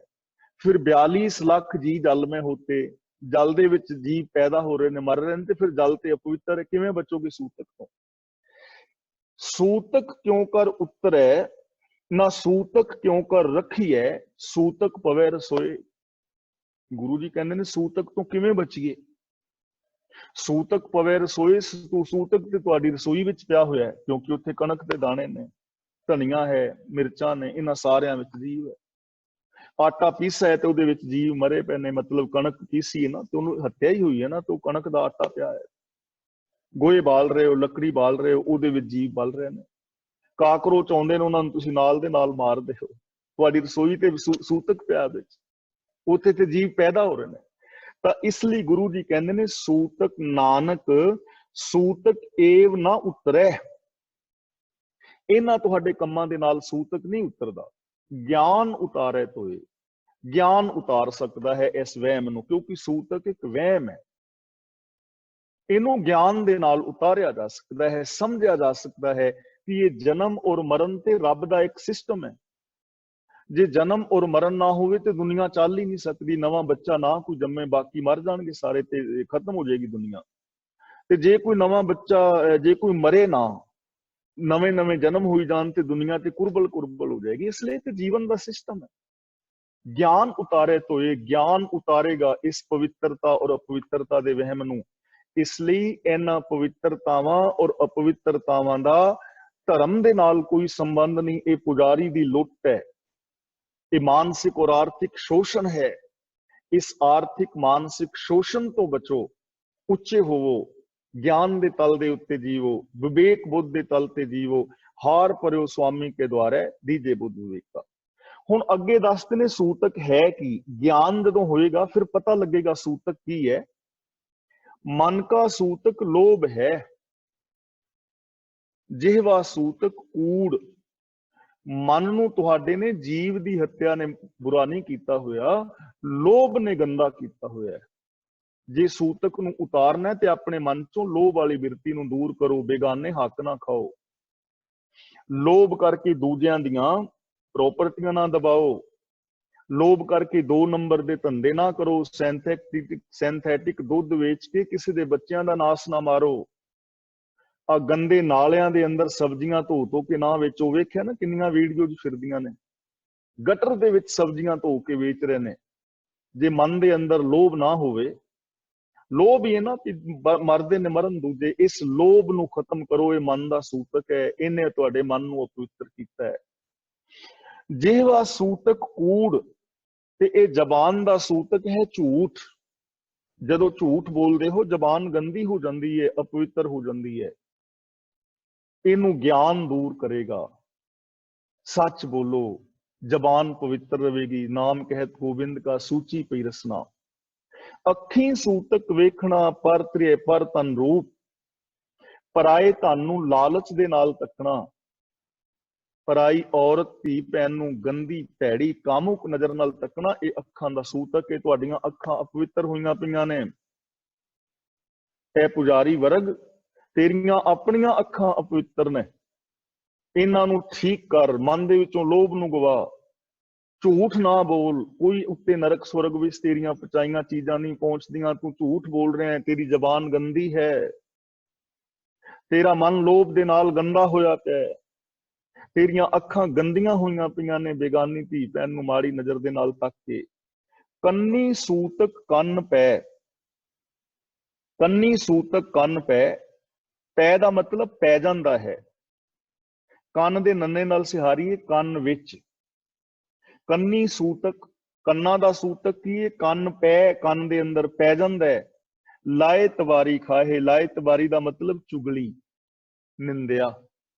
ਜਦੋਂ ਕਿਸੇ ਦੀਆਂ ਚੁਗਲੀਆਂ ਕਰਕੇ ਕਿਸੇ ਦੇ ਘਰ ਨੂੰ ਪਾੜ ਦਿੰਦਾ ਨਾ, ਕਿ ਤੇਰੀ ਸੱਸ ਨਹੀਂ ਠੀਕ ਕੁੜੀਏ, ਤੇਰੇ ਨਾਲ ਗਲਤ ਵਿਹਾਰ ਕਰਦੀ ਹੈ, ਵੱਖਰੀ ਹੋ ਜਾ। ਇਹ ਤੇਰੀ ਜਿਹੜੀ ਚੁਗਲੀ ਹੈ, ਲੋਕਾਂ ਦੇ ਘਰਾਂ ਨੂੰ ਪਾੜਨਾ ਹੈ, ਇਹਨੇ ਤੇਰੀ ਇਸ ਕੰਨਾਂ ਨੂੰ ਜਿਹੜਾ ਨਾ ਖਤਮ ਕੀਤਾ ਹੋਇਆ ਹੈ। ਜਦੋਂ ਤੇਰੇ ਕੰਨਾਂ ਦੇ ਵਿੱਚ ਚੁਗਲੀਆਂ ਸੁਣਨਾ ਹੈ ਨਾ ਲੋਕਾਂ ਦੀਆਂ, ਉਦੋਂ ਗੰਦੇ ਹੋ ਜਾਂਦੇ ਨੇ। ਜਦੋਂ ਨਿੰਦਿਆ ਸੁਣਦਾ ਹੈ ਉਦੋਂ ਤੇਰੇ ਕੰਨ ਗੰਦੇ ਹੋ ਜਾਂਦੇ ਨੇ। ਝੂਠ ਨਾ ਸੁਣ, ਸੱਚ ਸੁਣ। ਇਹ ਸ਼ਰਵਣੋ ਮੇਰੇ ਹੋ, ਸਾਚੇ ਸੁਣਨੇ ਨੂੰ ਪਠਾਏ। ਇਹ ਹੈ ਗਿਆਨ, ਤੇਰੇ ਸੂਤਕ ਨੂੰ ਦੂਰ ਕਰੇਗਾ। ਨਾਨਕ ਹੰਸਾ ਆਦਮੀ, ਗੁਰੂ ਜੀ ਕਹਿੰਦੇ ਨੇ ਅਫਸੋਸ ਦੀ ਗੱਲ। ਹੰਸਾ ਆਦਮੀ ਦਾ ਮਤਲਬ ਕਿ ਹੰਸ ਵਰਗੇ ਆਦਮੀ, ਹੰਸ ਵਰਗਾ ਬੰਦਾ, ਚਿੱਟਾ ਸਫੇਦ, ਜਿਹੜਾ ਹੰਸ ਵਰਗਾ ਸੀ, ਹੰਸ ਵਰਗਾ ਹੋ ਸਕਦਾ ਸੀ, ਦੁੱਧ ਪਾਣੀ ਦਾ ਨਖੇੜਾ ਕਰ ਸਕਦਾ ਸੀ, ਝੂਠ ਸੱਚ ਦਾ ਨਖੇੜਾ ਕਰ ਸਕਦਾ ਸੀ, ਗਿਆਨ ਦੀ ਵਰਤੋਂ ਕਰਕੇ ਮਹਾਨ ਹੋ ਸਕਦਾ ਸੀ। ਤੇ ਗੁਰੂ ਜੀ ਕਹਿੰਦੇ ਨੇ ਦੁੱਖ ਹੈ ਬੱਧੇ ਜਮਪੁਰ ਜਾਹੇ, ਇਹ ਜਮਾਂ ਦੀ ਪੁਰੀ ਵਿੱਚ ਪਏ ਹੋਏ ਨੇ ਅਗਿਆਨ ਦੇ ਬੱਧੇ ਹੋਏ। ਆ ਸੂਤਕ ਪਾਤਕ, ਆ ਜਿੰਨੇ ਵੀ ਅੱਗੇ ਮਿਲਣਗੀਆਂ ਚੀਜ਼ਾਂ, ਇਹ ਔਰ ਜੋ ਅਸੀਂ ਕੱਲ ਵਿਚਾਰ ਕੀਤੀ ਹੈ, ਰਾਜਨੀਤਿਕ, ਧਾਰਮਿਕ ਔਰ ਜਿਹੜੇ ਆ ਅਫਸਰਸ਼ਾਹੀ ਹੈ, ਇਹ ਸਾਰੇ ਬੱਝੇ ਪਏ, ਜਮਾਂ ਦੀ ਪੁਰੀ ਵਿੱਚ ਪਏ ਨੇ। ਜਮ ਕੌਣ ਨੇ? ਕਾਮ, ਕ੍ਰੋਧ, ਲੋਭ, ਮੋਹ, ਹੰਕਾਰ, ਆਸਾ, ਤ੍ਰਿਸ਼ਨਾ, ਚੁਗਲੀ, ਨਿੰਦਾ, ਝੂਠ, ਫਰੇਬ, चोरियां यारियां बेईमानियां ठगियां पहनामियां पाप अपराध मेर तेर भ्रूण हत्या दाज दहेज लड़ाई दंगे फसाद ये सारे जम ने जमा दे वस विच पिया होया यार। गुरु दे ज्ञान दी वरतों कर, हंस बन बगला ना बन, महान इंसान बन, अपने अंदर इंसानियत पैदा कर। क्यों अपनी जिंदगी नूं कौडियां दे भार रोलना पिया? हीरे जैसा जन्म है कौडी बदले जाए। हीरे कौन ने सत संतोख दया धर्म धीरज ज्ञान वैराग निमानता सेवा सिमरन प्रेम कुर्बानी निरभैता निर्वैरता ए हीरे सन। इन्हां नूं तू अपने मन विच वसाना सी, ऐसे बोल बोलने सन, ऐसा विहार करना सी, तू हंस बन जाना सी। पर तू ते यार जिहड़े कौडियां दे बदले काम क्रोध दे बदले अपनी जिंदगी नूं बर्बाद करके बगला बैठिया बनया। तू बादशाह सैं, तू ते इन्हां विकारां दे अधीन होया पिया। नानक हंसा आदमी बधे जमपुर दा। हुण अगला बचन करदे ने सभो सूतक भरम है दूजे लगे जाए। ये जिहड़ी सूतक दी पवित्रता और अपवित्रता है ये भरम है, ये सच्चाई नहीं है। दूजे लगे जाए ये सूतक कित्थों पैदा हुंदा है? जदों सच नूं छड्ड के बंदा दूजे दे नाल लग जांदा है, रब नूं छड्ड के रब्बी गुणां नूं लग के माया दे चक्करां विच पै जांदा है, विकारां विच पै जांदा है, झूठ फरेब विच पै जांदा है। ये अज्ञानता करके पैदा हुंदा है। एक हरि दे गुणां नूं रब्बी गुणां नूं छड्ड के औगणां विच लग जाना सूतक है। बाकी सूतक और पवित्रता अपवित्रता और अगे मिलण वालियां चीजां ये सब भरम ने। जम्मण मरना हुक्म है भाने आवे जाए। जमना और मरना ये ते रब्बी रजा है। भाना हुक्म दा मतलब सिस्टम, लॉ ऑफ नेचर। ये तो लॉ ऑफ नेचर है, बंदा आ रहा है जा रहा है जम रहा है मर रहा है। ये पवित्रता और अपवित्रता का की संबंध आ गया? इत्थे पवित्रता और अपवित्रता कित्थों आ कुसड़ी? ये तो एक रजा है, तो सिस्टम है, लॉ ऑफ नेचर है। जे ये ना होए तो संसार चल ही नहीं सकता। नानक जिन्नी गुरमुख बुझिया तिना सूतक ना है। गुरु जी कहते ने हे प्यारियो, जिन्नी गुरमुख बुझिया, गुरमुख का मतलब गुरु की शरणी पै के, जिन्हां ने इस चीज नूं बुझिया दा मतलब समझ लिया, जान लिया, अपना लिया, तिना सूतक ना है, उन्हां वास्ते कोई सूतक नहीं। उन्हां वास्ते महावारी दे दिनां विच औरत अपवित्र नहीं, एक सिस्टम है। उन्हां वास्ते बच्चे का जन्म लेना और किसी का मरना ये अपवित्रता नहीं है, तो हुक्म है, तो सिस्टम है। अखीर विच कहंदे ने सानू फिर की करना चाहिए? साडे अंदर ज्ञान होवे, असीं इन्हां वहमां भरमां तो बचीए। राजनीतिक लोग भी, अफसरशाही भी, पुजारी वर्ग भी, आम जनता भी इस लैवल ते आ जाए कि रब वर्गे हो के जी सकन सारे, ये संसार बेगमपुरा बन जाए, तो सानू की कर साला ही है जिस विच वड्डा जीवो। गुरबाणी दे विच सानू बहुत कुछ जीण लई मिलेगा और इन्ना महान सानू बना देवेगा जिस तक अंत ही नहीं है। सतगुरु वड्डा कर सालाइए जिस विच वड्डियां वड्डियाइयां शहो मेले तां नजरी आईयां। जदों गुरु सानू रब दे नाल मिला दिंदा ना, फिर सानू नजरी पै जांदियां ने, वास्तव दे विच पता लग जांदा है। मैं 2 मिनट विच समाप्ति कर रहा। धन गुरु अर्जन देव जी का एक बड़ा प्यारा शब्द है, जैसा सतगुर सुनीदा तैसो ही मैं डीठ। बड़े प्यारे बचन। गुरु जी कहते ने मैं गुरु बारे सुनदा हुंदा सी कि गुरु बड़ा महान है, गुरु के चरणों की शरण में जाने वाला बंदा बड़ा पवित्र बन जाता है, गुरु रब दे नाल मिला दिंदा है, गुरु हौमे दे रोग कट दिंदा है, गुरु जीवन नूं महान बना दिंदा है। मैं सिर्फ सुनदा हुंदा सी, मैनूं पता नहीं सी, सुनिया सी, सिर्फ सुनिया सी। ते मैं ये सुन के गुरु के चरणों की शरण विच गया ते गुरु अर्जन देव जी कहंदे ने अज जो मैं कह रहा वो मैं सुनी सुनाई गल नहीं कह रहा, अज मैं अपने तजर्बे चों कह रहा। जैसा सतगुरु सुनीदा तैसो ही मैं डीठ। मैं अजमा के वेख लिया, गुरु उस कसवट्टी ते पूरा उतरदा है। ओहो जिहा ही है। कहो जिहा? जैसा सतगुरु सुनीदा तैसो ही मैं डीठ, विछुड़िया मेले प्रभु हर दरगाह का बसीठ। बसीठ का मतलब विचोला। गुरु वास्तव दे विच रब दी दरगाह दा विचोला है। रब दे नालों विछुड़िया होइयां नूं रब दे नाल मिला दिंदा है। मेरा तजर्बा है, गुरु जी कहंदे ने मेरा तजर्बा है, मैं आप मिलिया। हर नामो मंत्र दृढ़ाएंदा, मंत्र का मतलब उपदेश। गुरु रब की सिफत सलाह दृढ़ करा दिंदा है साडे अंदर। कट्टे होमे रोग, हकीकत है गुरु होमे दे रोग कट दिंदा है। जो गुरु के चरणों की शरण विच आउंदा है ना, ਉਹਦੇ अंदर होमे नहीं रहिंदी।